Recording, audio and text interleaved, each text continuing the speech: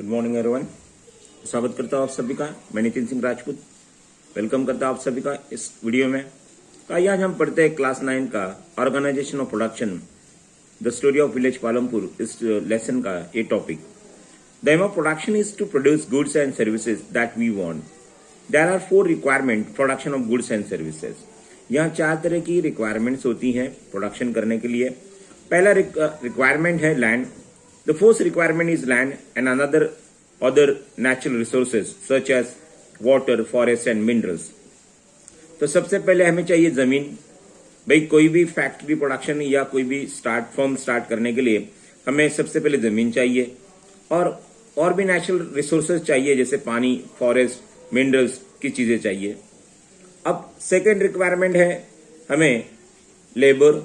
भाई factory start किया है हमने, वर्कर्स चाहिए काम करने के लिए। Some of the production activities require highly educated workers to perform the necessary task. अब हमें कंपनी रन भी करना है, कस्टमर्स को समझना भी है, तो कुछ हाईली एजुकेटेड वर्कर्स भी हमें चाहिए कि जो ये सारे काम करे।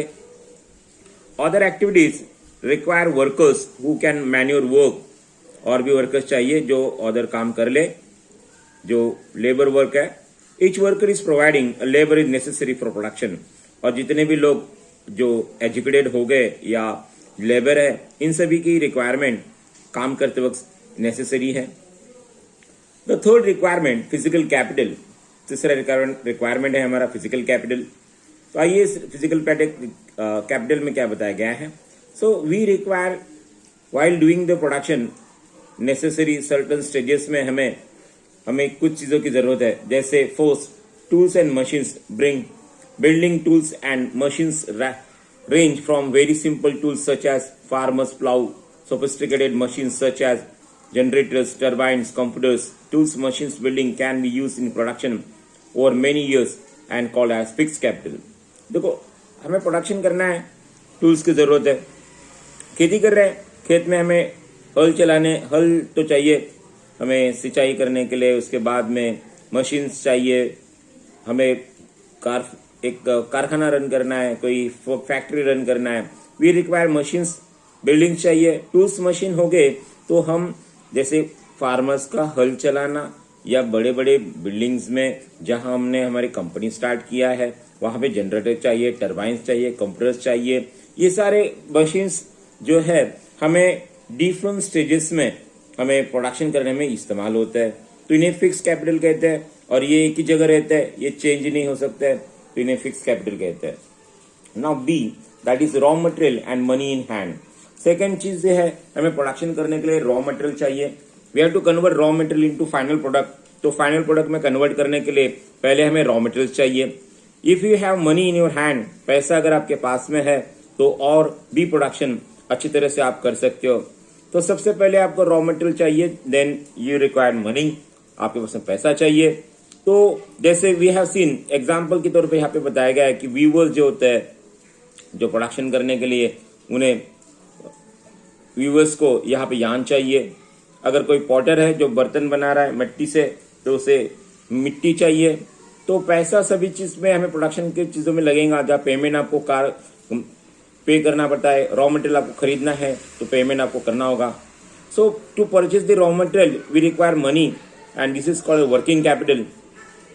Tools, machines, buildings we require while doing the use of production. Now there is 4 requirement too. For the need of knowledge, enterprises be able to use put together land, labor and physical capital. जैसे हमने देखा land पहला, second labour, physical capital. तो land, labour, physical capital हमने पढ़ा। उसके बाद में हमें सबसे इन सभी चीजों को यूटिलाइज करके एक अच्छी तरह से काम करने का वाला इंसान चाहिए। भाई जमीन वही रहेगी, लेबर्स भी रहेंगे, फिजिकल कैपिटल्स भी वही रहेंगे। प्रोडक्शन ब्लूम करने के लिए आज मार्केट में हमारी जो कस्टमर है उसकी रिक्वायरमेंट क्या है, उसको कंप्लीट करने के लिए और उसी तरह का प्रोडक्शन करने के लिए हमें एक और नेसेसरी थिंग है, वो है हमारा human capital. So human capital is very important. You can see the picture. From picture you also come to know that workers we require, land, labors, fixed capital we require while doing the production. But also इन सभी को इस्तेमाल करने वाला और सही दिमाग लगाने वाला है हमारा human resource. तो every production while organizing the combining the land labor and physical capital, we require factors of production. As we know the story, जैसे हम स्टोरी को आगे बढ़ाएंगे तो हम देखेंगे कि किस प्रकार से हमें फैक्टर्स ऑफ प्रोडक्शन करते वक्त यहाँ स्टोरी ऑफ पालमपुर लेसन में ये सारे टॉपिक्स, ये सारी चीजें इंपॉर्टेंट है. लैंड, लेबर, फिजिकल कैपिटल, ये सारी चीजें जरूरी है. ओके, तो आइए हम आगे बढ़ते हैं. Land is fix. हम पालमपुर की बात कर रहे हैं. पालमपुर गांव के अंदर मेन प्रोडक्शन एक्टिविटी कौन सा है? खेती करना है. So we are depend on farming activity. See Palampur में 75% लोग खेती कर रहे हैं, खेती पे डिपेंड है, और फार्मर्स फार्म एक्टिविटी कर रहे हैं. सो वो सारे प्रोडक्शन फार्म एक्टिविटी से रिलेटेड है. रिमेंबर, तो यहाँ पे हमने देखा है कि 1960 से पालमपुर गांव के अंदर नई कोई जमीन को उन्होंने लैंड एरिया अंडर कल्टीवेशन नहीं किया है, और अंडर कल्टीवेशन नहीं किया है. See by some of the wasteland, कुछ वेस्टलैंड है जिनको उन्होंने कल्टीवेट किया है, जहां पे उन्होंने खेती करना स्टार्ट किया है. So we have seen that after 1960 wasteland in the village had been converted for cultivation land. थोड़ा बहुत कल्टीवेशन लैंड में तब्दील किया गया है. सो अब स्टैंडर्ड ऑफ यूनिट मेजर क्या होता है? हेक्टर. हेक्टर हम इस्तेमाल करते हैं यहाँ पे. जैसे हम खेती में बीघा, गुंटा होता है, उसी तरह से. I hope everything is clear to you. आइए मिलते हैं नेक्स्ट पीरियड में. धन्यवाद. गुड मॉर्निंग एवरीवन, मैं नितिन सिंह राजपूत वेलकम करता हूँ आप सभी का आज के इस वीडियो में. तो आइए हम पढ़ते हैं आज क्लास 9 का the story of village Palampur. इस लेसन का is there a way we can grow more from the same land. इस टॉपिक को हम पढ़ते हैं. In the kind of crops grown in facility available, Palampur will resemble village in western part of the state of UP. Now the location is given of Palampur in western UP. तो हमें यहाँ पे पालमपुर का location UP में बताया गया है, उत्तर प्रदेश में है. All the land is cultivable in Palampur. So Palampur में जितनी भी जमीन है, सारी जमीन को हम खेती करते हैं. No land is left ideal. कोई भी जमीन हमने ऐसे ही छोड़ नहीं दी है, सभी जगह पे हम खेती करते हैं. तो पालमपुर में सभी जगह खेती हो रही है. So during the rainy season, बारिश के दिनों में हम क्या कर रहे हैं? खरीफ क्रॉप ले रहे हैं. क्रॉप्स आर गोन जौरी एंड बाजरा. तो खरीफ क्रॉप्स हम जौरी और बाजरा का क्रॉप ले रहे हैं. This plants are use for cattle feed.